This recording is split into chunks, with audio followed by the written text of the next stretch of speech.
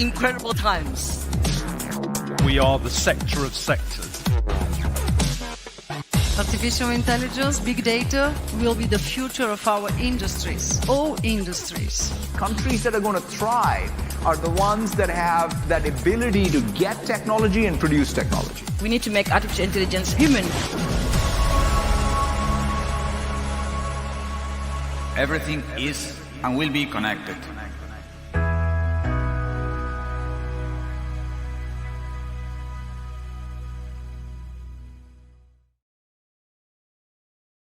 Good afternoon, everyone.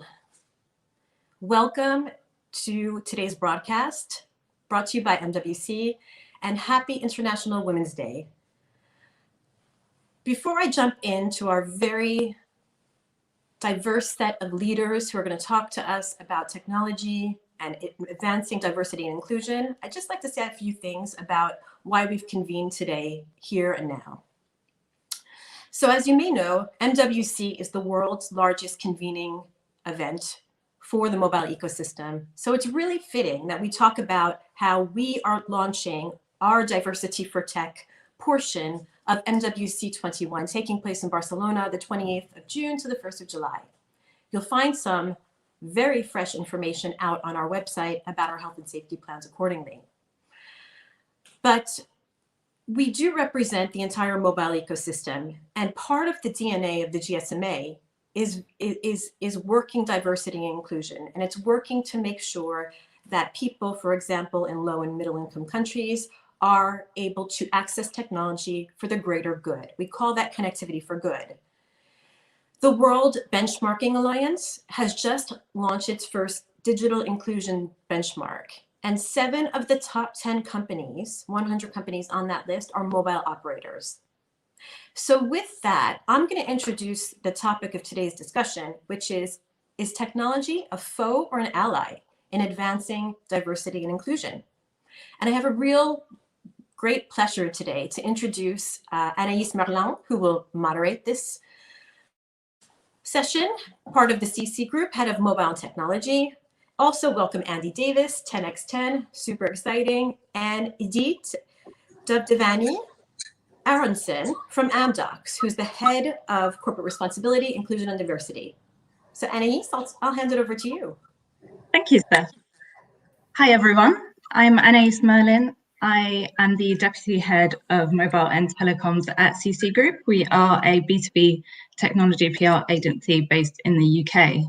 My day-to-day job is very much focused on running PR programs for various telecoms clients, but outside of that, I also support diversity and inclusion initiatives that take place at CC Group. And outside of my day job, I also, myself and my colleague and friend, also offer free PR services to Black-owned businesses. So that's a bit about me. I'll hand over to Andy to introduce himself. Thanks, Stephanie, and thanks everyone for attending today. Super excited to be here. Happy International Women's Day. I'm Andy Davis, an early stage investor, investing in mostly Black founders, but also do small investments in diverse founders as well. And I run a group called 10x10, the UK's early stage Black founders and Black investors, and now setting up a fund to invest in these founders as well, called the 10x10 fund. So my work consists of spending time with diverse individuals every second of every day, from investors to operators to the founders themselves, and understanding their businesses and the world that they're building and the solutions they're creating for a range of people, not just diverse individuals, but for the whole world. So I get to spend a lot of time there and can hopefully share some of those learnings today. Hi, everyone. Thank you so much for inviting me. It's very excited to be here in this day more than any other days. I'm Edith, and I'm very privileged to have my biggest passion also as my day job. I'm leading the corporate responsibility, inclusion, and well-being for Amdocs. Amdocs, we have 26,000 employees. In addition to that, we are creating 70,000 jobs for our supply chain. So 100,000 people that we are responsible for their social and financial inclusion. This is a huge privilege, but also a huge responsibility. And in our corporate responsibility, we are translating it into our day-to-day actions. And again, very happy to be here today to talk about this important topic of diversity and inclusion. Great, thank you. So we will try and take some questions towards the end of the session if we have time. So please do drop your questions in the chat and we'll try and get to those. So we wanted to start this session by talking about diversity in the workforce. And I know that the main topic is obviously talking about the role of technology in advancing or hindering diversity and inclusion. But before we get to that, I want to ask our panelists whether they think if we can properly drive forward technology and innovation without a diverse workforce. So Andy, can you start us off? What are your thoughts on that? Sure. So at a high level, I think the answer is yes, in the old world. Like many years ago, before the world became more diverse and cities and access for diverse individuals was spread across society when it comes to voting, when it comes to who can make decisions and purchases, and where economic and societal power lies. Yeah, of course, right? We had all the companies and most of the large companies today built by non-diverse teams. But as the world changes, the businesses need to change with it, and the individuals behind those businesses and the ones responsible for creating the solutions need to change with it to best understand the society that we're in today and to be able to solve for those problems. So I think the answer is yes in the old world, but to answer for today, the answer is no. I think the workforce needs to be diverse for the best solutions to produce the best results for everyone. Mm-hmm. And Edith, would you agree with that? Totally with Andy. My answer is absolutely no, we can't. But there is a but, because it's much easier said than done. And we know how hard it is to get to it. And for us, diversity inclusion is first and foremost the right thing to do. But I'm guessing all of us here and the people listening to us know also the numbers, right? So we know how diverse teams outperform. Companies with better diversity have 8 times more likely to have better business success, 9% increase in their revenue of coming from innovation. So we have the business case for diversity inclusion is very, very clear. I think that, referring to what Andy said, I think the old world and the new world, where now this is like a constant disruption. We're still in the evolution. And we see how rewarding it is when we are able to, cash in on the promise of diversity and outperformance. So definitely, we can't do it the old way. We have to do it the new way. And on that point, it's so interesting because as an investor, I'll get asked all the time, "What do you think of the other investors who aren't making diverse investments?" And I'm fine. I'm like, actually, we wish they were. So more money would go to diverse individuals. But also, there are so many individuals who are making diverse investments now, and it's increasing by the week, that if they choose not to do that, as we know, you either adapt or die in the commercial world. And if you choose not to adapt, you will die as a result of that. And it'll be their choice. And they'll have money from the old world and old money, but they'll miss out on the opportunities. And thus, the opportunities will be there for everyone trying to do the right thing and do the good thing in the world, which is just be more diverse and inclusive. And maybe on that point to add, I see at least in my chair, the increase in the interest of different stakeholders, from investors to customers to talent and future talent. They're asking it, if in the past investor would have done kind of like charity investments, I have one pocket for my long-term ROI and I got a pocket for feel good investments. Now we see that it's hand in hand, and they see the connection between a healthy company, which means a diverse company, and their return on investment. So totally agree on that. Right. I might just add, because it's hard to add, that was excellent. It's excellent and covers the bases, right? It covers the business case and the compelling reasons. It's covering the old versus the new. I would say that we also have an imperative to span the organization from a diversity perspective and a hierarchy perspective to get the ideas that become diverse, right? So, when we talk about, well, how do you move on? We were talking about it later, Anais, right? How do you move on from diversity and racial diversity in particular? You have to go into all levels of the organization and all backgrounds of the organization, and that's where I think the real color and the real innovation starts to come out, and that goes hand in hand with numbers. I also would say, to Andy's point and to Edith's point, that we're kind of moving along a journey from we're starting to see corporations, or we started to see corporations adhering to corporate social good. Now there's more pressure on corporations to adhere to the Sustainable Development Goals, in particular diversity, climate, name any of the 17. But it's really the leaders that will hop above that and start to take their strategic dialogue, their strategic narrative to the era of ethical leadership, where the melding of the financials and we did the right thing will come together. And I think that's who will flourish. Yeah. So on that, there are many companies now who are kind of refocusing their diversity and inclusion initiatives and rethinking about what they can do better.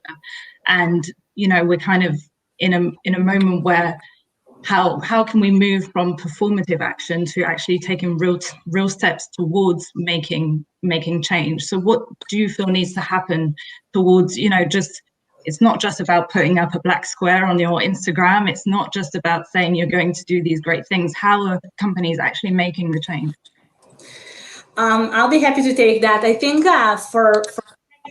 for a tech company, but you know what, every company, because every company today is innovation, even if it's a technology or non-technology innovation. I think the ultimate goal is to inclusion, right? Diversity is just a mean to get there. And for us, we're looking at inclusive design as one of the main principles that we look at. And we look at it at inclusive design or inclusive tech, or how we call it, good design. Is to look at the workplace, product innovation, of course, how we pay it forward to our communities. And in this sense, when we have the diversity within our talent, which is number one challenge, right? We'll talk about it. How do we get diversity into our talent pool? And then how this diversity of people creates innovation that really represent the different personas that we are designing for, right? Because if we are going to have, sorry for the cliche, the white male person around the table, so we will get designs and technology and innovation for white men around the table. And for us, we don't want to confuse between being thoughtful. This is not about that. It's really about being inclusive and designing well for them. And so it's really focusing, in many cases, eliminating inclusive design versus, not necessarily just doing inclusive design. We have so much to go there. And we see so many examples of product innovations around the world that not fitting for people with disabilities, are not fitting for people with different backgrounds and even social scaling, or how do you design a product for a woman versus a man, even if it's a physical product, right? To the toilets in the bathrooms in the mall to see the difference, right? So for us, looking at it is really to tap into each and one of the fronts. How do we get more diversity in our people? And in the tech industry, it's very challenging to bring more women, speaking of International Women's Day, but of course, all other types of diversity as well. How we are integrating it in our decision makings and in our product innovation. And even as important, how do we pay it forward and look at the communities that we work in? And I think it's down to every decision we make, right? Especially for corporations. I remember 2 years ago, we were looking for a new office space. And people didn't realize that when we were going around doing these visits, we decided from the second we saw the place, because we got there, and if there weren't wheelchair access, or if the doors weren't high and wide, we knew it wasn't the right place. When we got inside, we knew there wasn't lift access. And it wasn't a larger lift as well. And we get into the building and we see that actually we know that there's no, we'd ask, do you have a mother's room here? And they'd be like, a mother's room sometimes. And I'd be like, yeah, a place for babies to be able to get some rest and be fed and to be taken care of whilst some parents, especially mothers, are at work, right? And do you have a prayer room here? And these little things, right? And we'd ask them these small, and again, to us, it was a short list, but it was just really important. And it just told us not how inclusive you are. And even on inclusivity, this isn't about a movement, right, at all. This is, we preach about this and we're active about it and action it, because at some point, we should do ourselves out of these conversations, and the world should just be like this, right? It's just about being like this from day one, and recognizing, and not everything's gonna be perfect, recognizing where the faults are, or if you still are in that old world, and actually doing things to rectify that, to adapt to the new world and the world that should exist, and having a bright future for not only the individuals there, but also for your corporation as well. Yeah, absolutely. So from Idit, I know this is kind of your world. So based on what Andy's just said, from a HR perspective, I mean, offices is one way that you can, make things more inclusive for employees. But what other tools do you think need to be looked at, and ways to almost encourage, I guess, some companies, because some companies are still stuck and they're not, doing enough to make to have a more inclusive environment. So what are those tools? So for us, when we look at it, the inclusive workplace environment, there is the physical aspect, like Andy mentioned. Mm-hmm. But when I'm looking at, the hire to retire, right? There is a cycle. How do you attract employees? How do you, onboard them? How do you make them grow and develop within the company? And then naturally, some of them are leaving. And for us, from the hiring perspective, the work that we're doing with hiring managers to, first of all, eliminate unconscious bias, which is for me the number one barrier to achieve diversity and inclusion. So how do you interview a person? How do you interview, if I give an example of, a woman that needs to travel 30% of her time?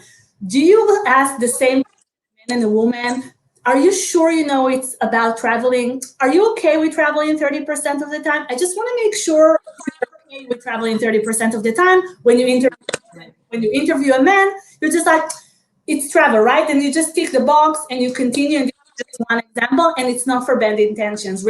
A lot of the things that we're experiencing are inhibitors that are rooted so deeply in the way that we are thinking and working in society. All good intentions. That's the thing. It's not discrimination. It's really the unconscious bias. So first, this is one thing that we're working very hard. The second is that the work we're doing in hiring managers is also, it takes longer. If you want to bring diversity, it's very easy as a blue person to recruit a blue person. If you want to recruit a purple person, you need to work harder. You need to look in different places. You need to work in the pipeline. There are so many things that you need to do in order to do differently. And for that, you need a little bit more patience and not to recruit them yesterday. So this is the second thing. And it's reaching the types of talent. It's about how do we look at the slates of our candidates? Do we put targets? Yes. How do we, in one hand, put targets, but on the other hand, not compromise on excellence whatsoever, because it doesn't serve anyone to put quotas, right? It's about the experience of onboarding, what the language that we're using. We just had an LGBTQ inclusion workshop for all our HR people globally, because even the pronouns, right? How do we refer to ourselves? He, them. So it's a lot of things that are in the kind of in a spectrum between the physical and the tangible and the non-tangible things that we're doing.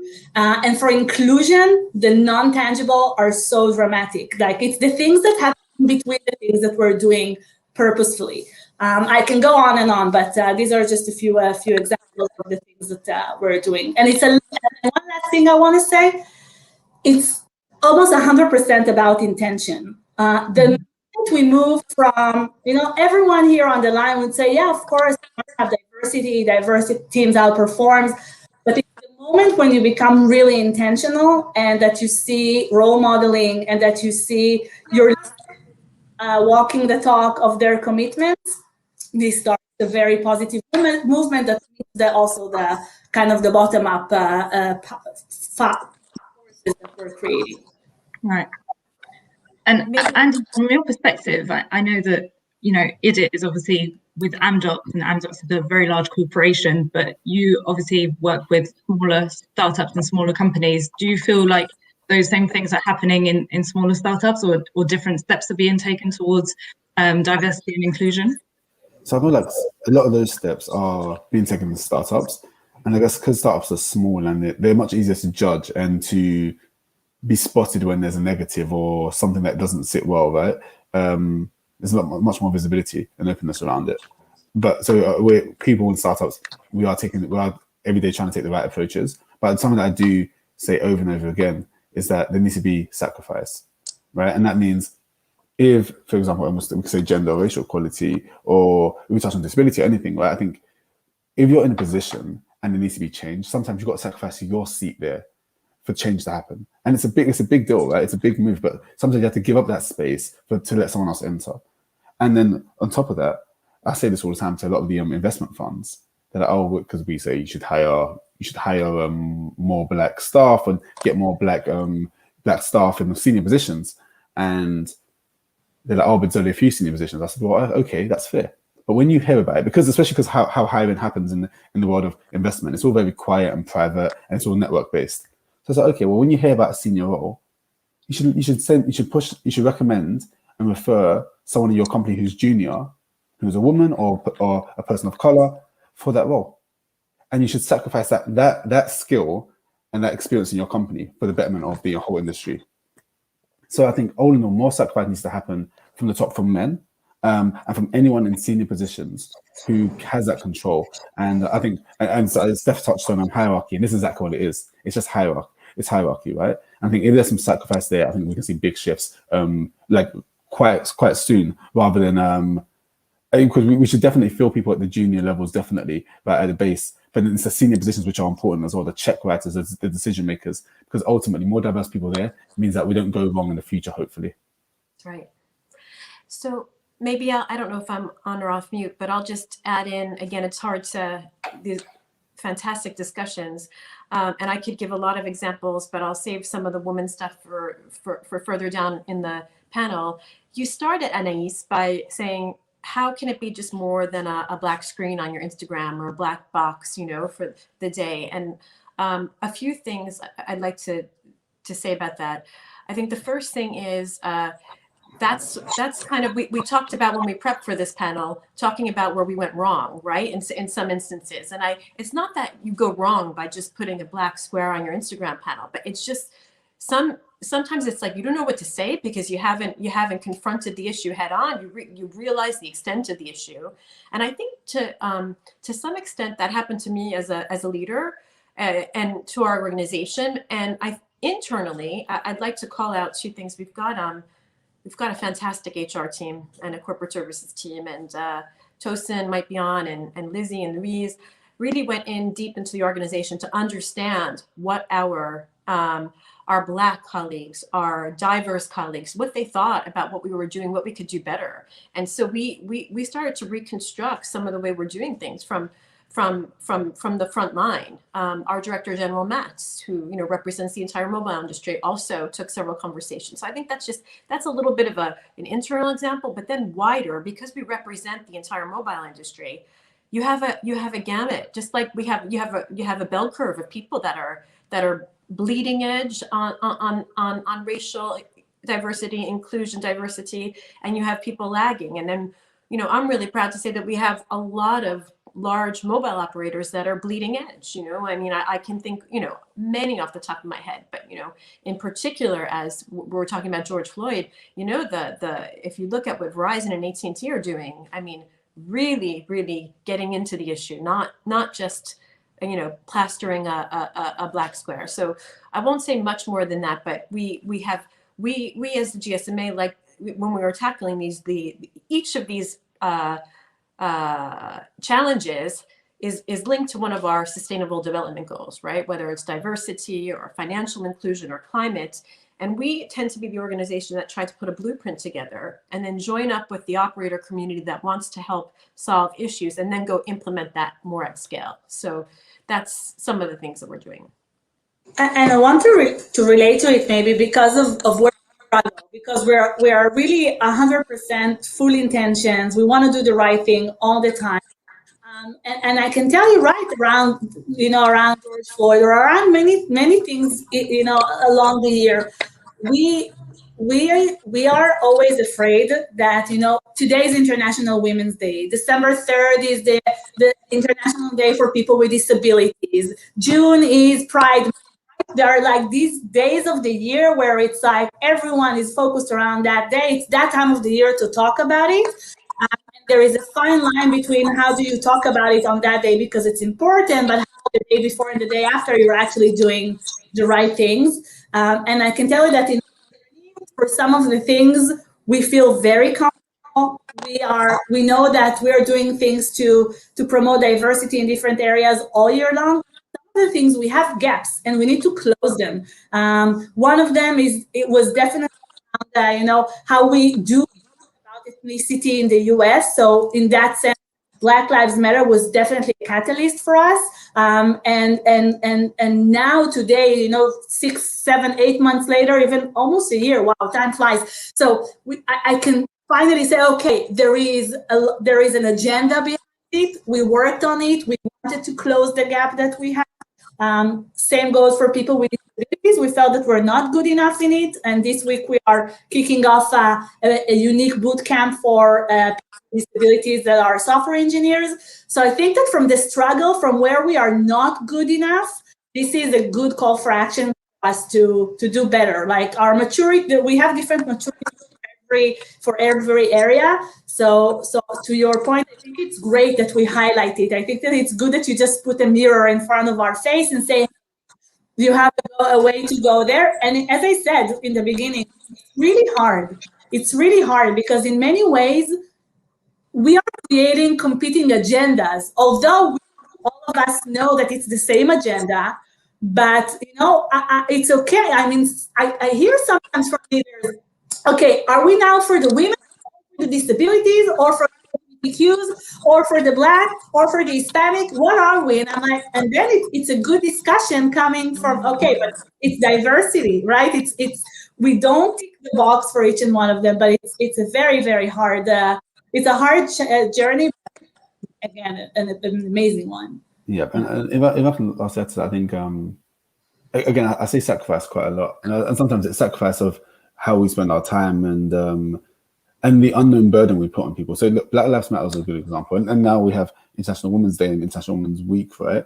And I saw some group chats and some Slack messages in different companies' Slack groups, enterprise communication tool. And there's a lot of, what should we do? And again, it was almost like from a few weeks ago, and it was almost like the burden was being put on women to suggest what to be done today, right? And as with Black Lives Matter, it's, what can we do? We should talk to Black people internally. What should we do for Black History Month? Or what can we do to resolve this?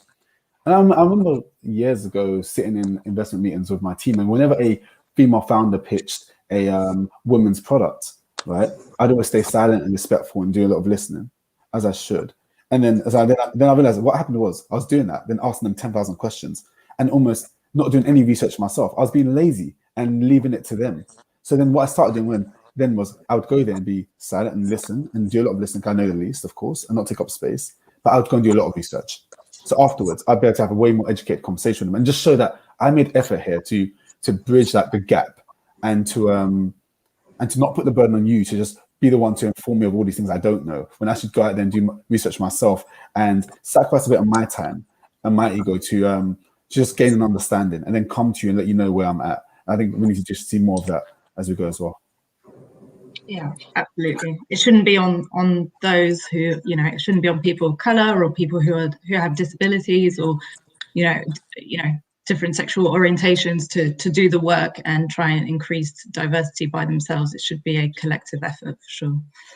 Okay, cool. So I'm conscious of time. I know we're having a great conversation here, but we've brought up International Women's Day a few times, so it's probably time that we talk specifically about gender inclusion. It's obviously an important topic that's part of the wider diversity and inclusion discussion. So one thing that has been highlighted in the past year is the impact that the COVID-19 pandemic has had on women. And unfortunately, it's obviously not something that anyone could have predicted, but it has resulted in higher rates of unemployment among women, and women have had the burden, you know, family care and homeschooling and things like that, and more than the men. So I know that this is something you're very passionate about in terms of looking at the role of technology in alleviating that gender disparity.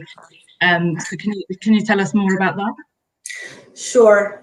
So as you mentioned, the past year, if we look at the COVID on women, it was a devastating effect. We monitor closely global trends of what's happening to women out there, not necessarily in our industry in general. And we see that, really devastating numbers of the effect of it. And as we expected today, a lot of the communication on International Women's Day is exactly on that. What happened to women in this pandemic? Why did women pay higher prices than men? And I think McKinsey just a few weeks ago published that 1 in every 4 women either backed off or opted out from the workforce, but out of 3 moms did it. For mothers, it's even a higher price. And throughout the year, we're talking about, right, in a good day, 10% of the CEOs in Fortune 500 are, and only 17% of women are part of the board. And this is the regular discussion. When we look into COVID and what it did, and for me personally, when I look, like for me, the most depressing time during this year was the understanding that although we are telling ourselves that we're very close to closing the gender gaps in the world, much equality, is to actually reveal that it's not that men and women are taking responsibilities at the home. It's just the ability to outsource, right? And suddenly when you cannot outsource anymore because you're in lockdown, then we saw, unfortunately, many women going back, sorry for the cliche, to the kitchen. And this is one of the devastating, revelations that we saw. And when we look at the role of technology, actually, I have to say that for a company like Amdocs, we're a tech company. Working from home was something we did in 1 day. We moved from working in the office to working from home. Someday, exactly a year ago, it was March 16, if I'm not mistaken. And actually, the fact that we can use technology enables a great flexibility for women to be able to still do everything. Women and men, by the way, here equally. And so I think the technology for us here, imagine in the old world, we would all be flying to Barcelona now to have this panel, right? This is how we used to do things. Now, to fly all the way to Barcelona or wherever is one thing, while now it's an hour of our calendar to join, to hop on a virtual conference with much more exposure, because now we have hopefully a lot of people listening to us. So technology is actually enabling us to kind of leveling the playing field and to make things much more accessible. So in one hand, we have really the devastating effects of COVID, but on the other hand, it gives much more, I would say, horizon for many of the roles that traditionally, and I know I'm very much generalizing here. Apologies for all the people in the line that don't fit into any of the boxes created, speaking of diversity, but still we see that traditionally many roles women are not going into these directions because they require certain decisions from their personal life. Technology is actually now eliminating it. So I'm very positive, although this year has been very a little depressing when it comes to a lot of effort that we invest globally in closing the gender gaps. Right. Yeah. And so you mentioned the Fortune 500 companies. It is, and I think that's something that's often brought up when it comes to the lack of diversity, because as you say, even if technology is helping to alleviate the gender disparity between men and women, there are still only, I think it's 10 women CEOs in Fortune 500 companies, which is obviously not very many, and we could definitely do much more. So, what else do you Phil and Andy, this is also an open question to you. What do you think needs to be done to get more women into these senior roles, and especially in technology? And this goes back to what you were saying, Edith, as well, about good inclusive design. You know, if we're making technology that's going to be good for women, we need to get women involved in the process, right? So how can we get these women involved? So Steph actually was the first one who mentioned hierarchy, right? And that's what we're discussing here. And then, yes, now we're discussing an additional skill of STEM. Again, I think it comes down to a lot of sacrifice, right? And sacrifice, but we need to change things at all levels. So even when hiring, if your current hiring process has led to a non-diverse workforce, right, at senior level especially, then you need to change your hiring process. And I know life isn't just, sometimes life doesn't seem like it be that simple. But if you have another person in the room, right, and this isn't about just hiring someone in a diversity and inclusion role, because that's where, and it's great because those people are changing organizations, but it isn't enough. Because when it comes down to it, where the decisions, the impactful decisions are made and the check rights and ability lies, we're seeing a lack of diversity there and lack of women in those positions.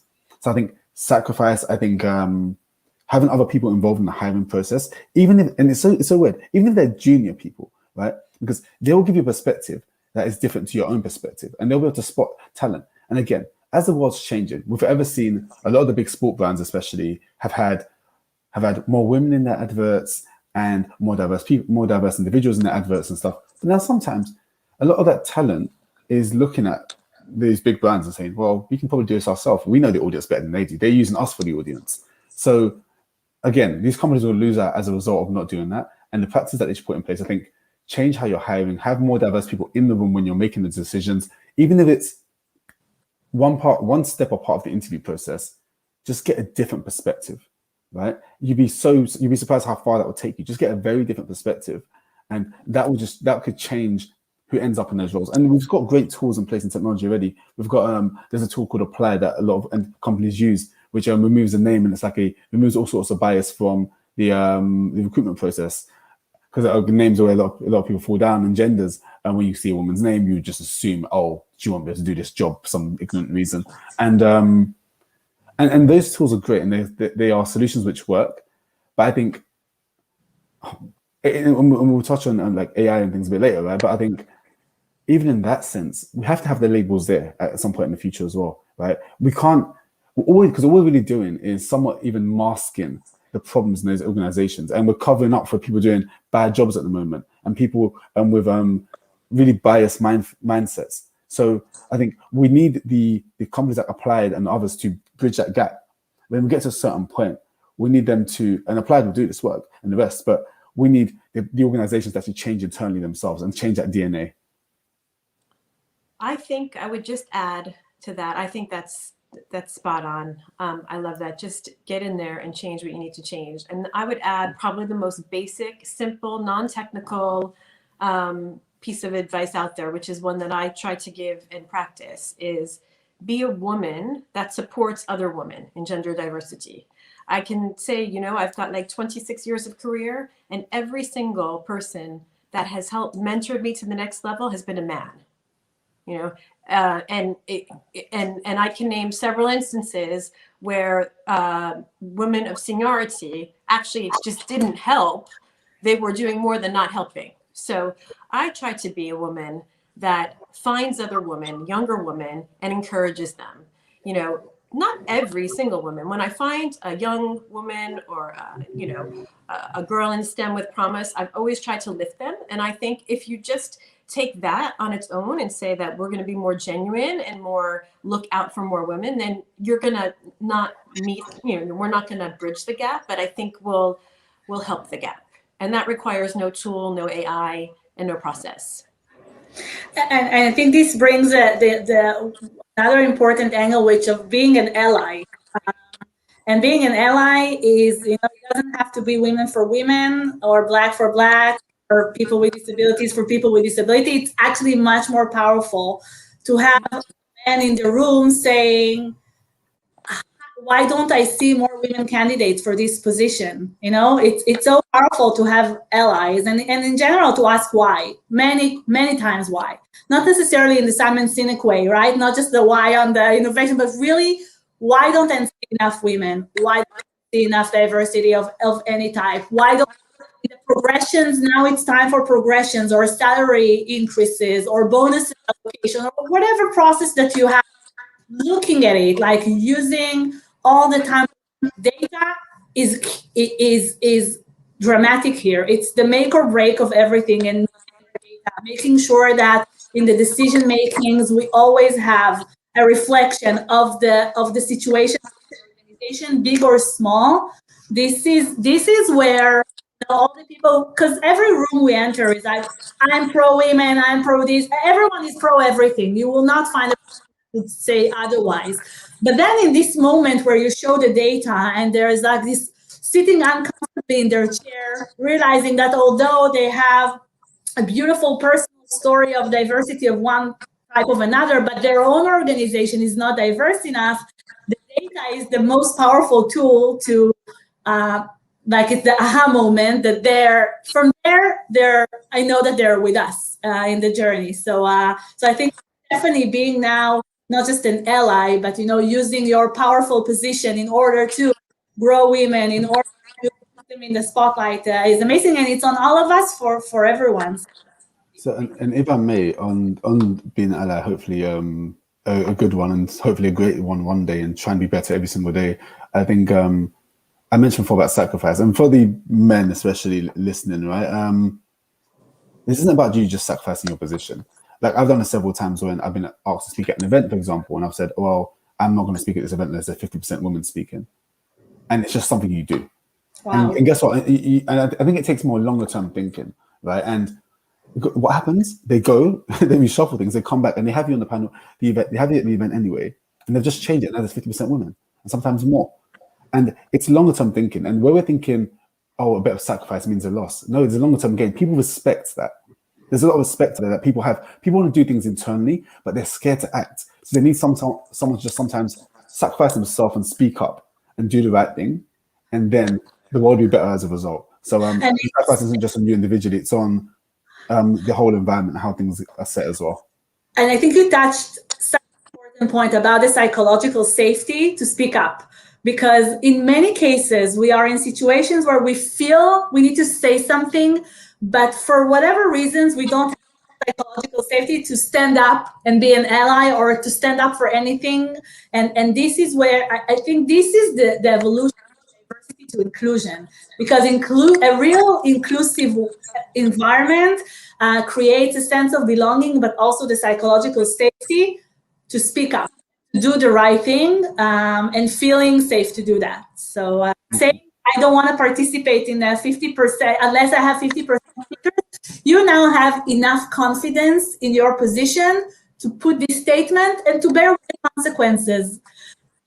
But I think that, what we see is that for more junior people, we need to see how we help them create the same confidence to be able to say, I will not participate. It's okay. These are my beliefs, and I will not participate any other way. It's a beautiful example. I love it. So the very last thing on that then for me is then, if you're a junior person entering any organization, a question you should ask when you enter the organization or before you arrive there is, what's in place to speak up or to address certain things in the organization? And what safety nets are there in place so you can do so confidently and maybe anonymously as well? And there are a lot of tools now, a lot of great technology products, but again, as Stephanie said, not everything requires technology. Right? Some things just require good human beings, right?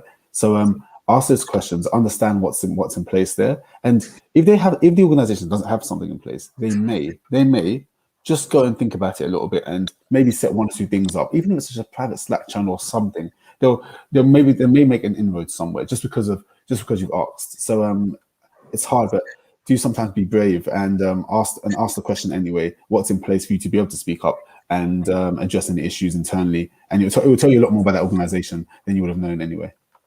And for that, I know I keep saying one last thing, but really last thing, the concept of ERG, PNGs, or employee groups, employee communities are a great tool for that. We just kicked off a few months ago our LGBTQ network in the US, our Black professionals and Asian and Latinx. We have women networks, and we have the Arab networks in Israel. And I think this is a great place to really convene with the people that are your peers and to create this sense of belonging together. And we see amazing impact on the organization. We just celebrated Black History Month led by our Black people ENG, and it was phenomenal because it came from them. So one thing that I think we want to touch on, and I think, Stephanie, this is something that you especially are very passionate about, is just around the experiences of women in middle and low income countries, because the discussion around gender inclusion often focuses on women in developed countries, and unfortunately women in middle and low income countries have an even tougher time.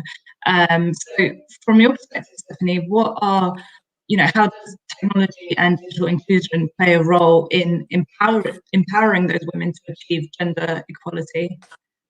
Thank you so much, Anais. Yes, I'm excited to talk about this. But again, I am, as I keep saying today, because we've got a lot going on, I'm a vessel of communication. I'm representing people that do this day in and day out. And part of our role as an NGO or nonprofit at the GSMA is to advance advocacy, the whole connectivity for good. And within our advocacy team run by John Giusti, our Chief Regulatory Officer, are a team of incredible people that make up Mobile for Development. And Mobile for Development is donor-funded programs that funnel activity to promote the use of mobile technology in low and middle income countries, just to provide some context. And Connected Women is one program that is, it's over a decade old.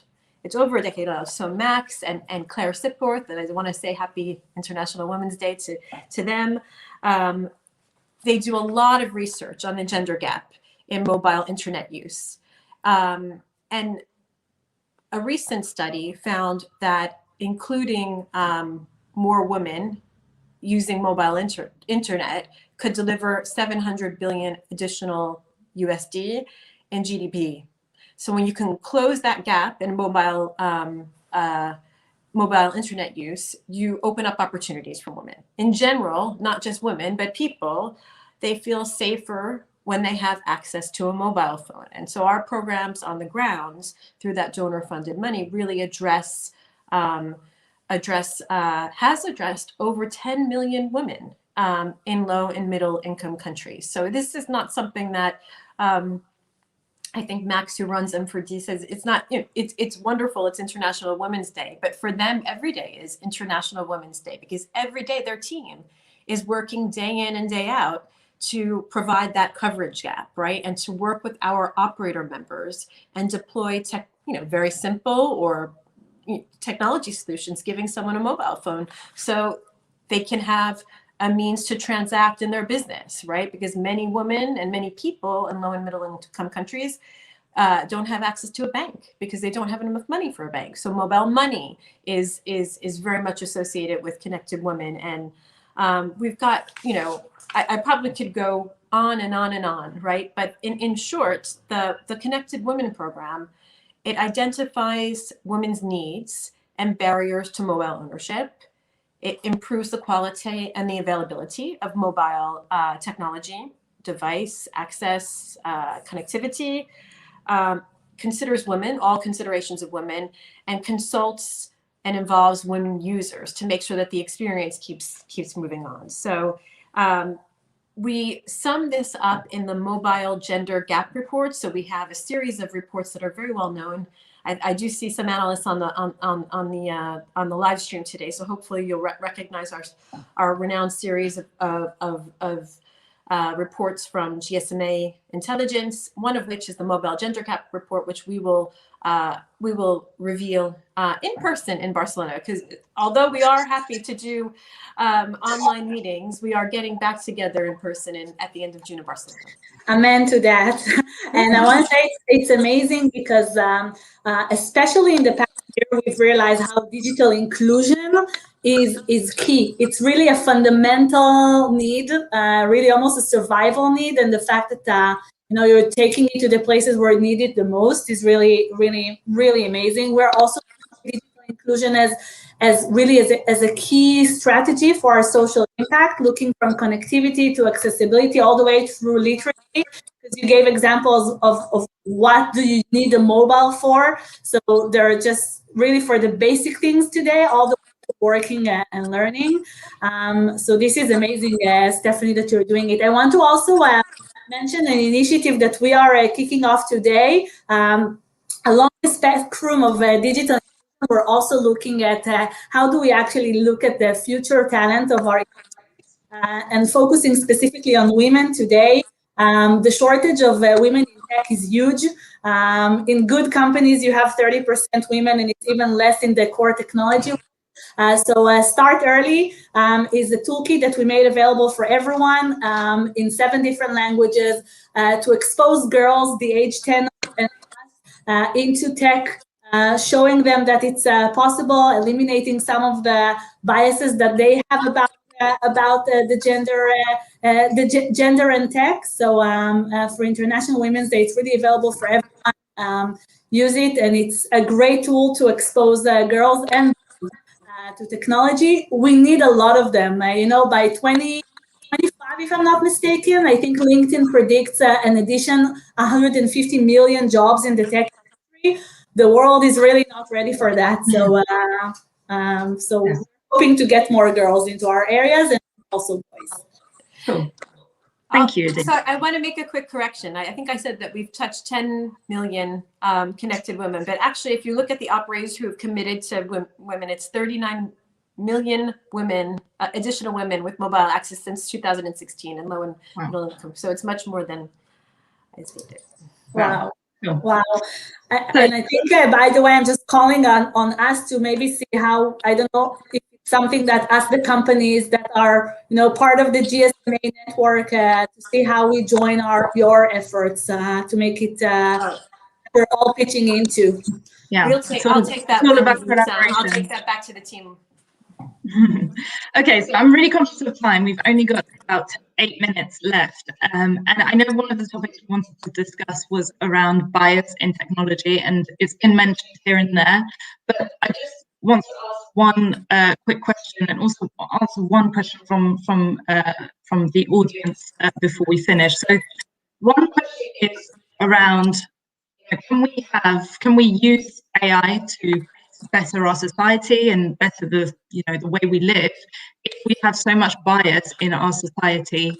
Because currently, really, the AI algorithms that we create reflect those biases. So can we reach that AI utopia without those biases? I think our products have to learn, right? So, and it's interesting.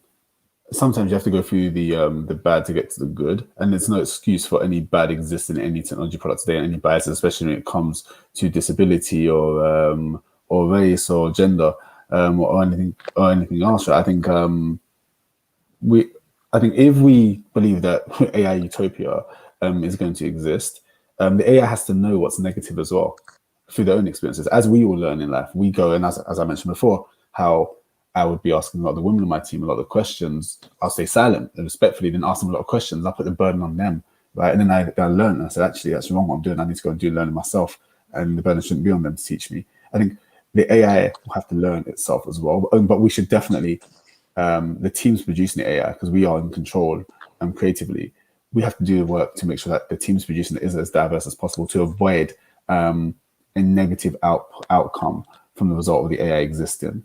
And then the AI has to and should hopefully learn where its errors and faults lie to improve at a faster rate, hopefully, than us humans will see. But I think the AI will have to learn as we do as humans. But definitely, we go to the beginning and we make the teams super diverse so that we can avoid any sort of mistakes and flaws that we've experienced as humans. And again, the AI has a lot of history to learn from, so there's no real excuse. Edith, do you have anything to add to that? No? Cool. Stephanie, do you have anything that? No, let's leave it for. We didn't leave that much time for questions, so we had a great discussion. Okay, so I just want to ask one question. We might be able to maybe squeeze another one. We'll see. But there are a few questions here on disability, especially. So there's one here: the conversation around inclusion and diversity has mostly focused on gender and race, leaving disability on the back burner. How can a business offering accessible communication for deaf or blind effectively reach out to organizations to include disability in their inclusion? Maybe I'll start on behalf of the mobile industry. It is indeed, right? Accessibility is a big issue. And again, our advocacy team has started working with the Valuable 500, which is a global CEO community that's really revolutionizing disability inclusion through business leadership and opportunity. So we have plans also to sign up to the Race at Work Charter and some other initiatives. But the Valuable 500 and their CEO, Caroline Casey, is amazing because she's really setting a blueprint. Like, I think it's about a blueprint for what does good look like from a disability and inclusion perspective, and how can that apply both to physical and digital footprints, right? Because the digital is also a question, and so we're looking at our own footprint as such, working with them. And I would add that the definition of disability is very, very large, from physical disability all the way to mental disability and other types of disabilities. And I would distinct here in the role that we have as technology companies to see, going back to inclusive design, how do we use accessibility guidelines in every platform that we are developing, that all sorts of disabilities can be accessing technology and using it. And if I'm taking it internally to our own human capital and how we bring more people with disabilities to the workplace, it's kind of the same DNA of all the things that we're doing, but really it's about, first of all, making sure our physical workplace environment is adjusted for people with disabilities, and the second of all, that we're prioritizing it again as a topic that of being proactive in bringing more. I mentioned our boot camp for young engineers that have disabilities. This is one example, and we definitely need to do such. Andy, anything you want to add on that?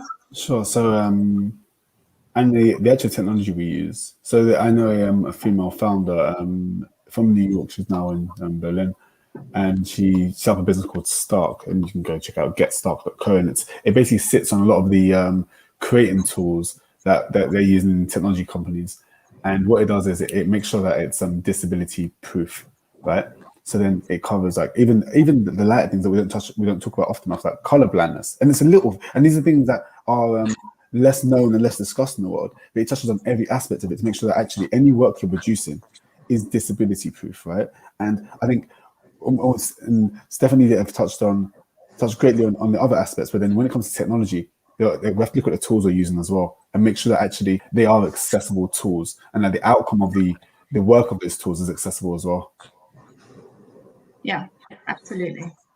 Cool. Well, thank you guys. I think that's all we have time for today, but thank you to everyone for joining us today. You can watch this discussion back on demand. A link that I will be shown on the screen shortly, I think. The Diversity for Tech conversation will be continuing at MWC Barcelona this June, so do join us if you have time in your calendar. To find out more about the programme and how you can get involved, you can head to the link on the screen right now. And obviously, Andy will also be carrying on the conversation at 4 years from now as part of MWC Barcelona, so you can find more. So thank you, everyone. Thank you for your time. Happy International Women's Day, wherever you are. And yeah, thanks for joining us today. Thank you so much. Bye, everyone. See ya. Thank you.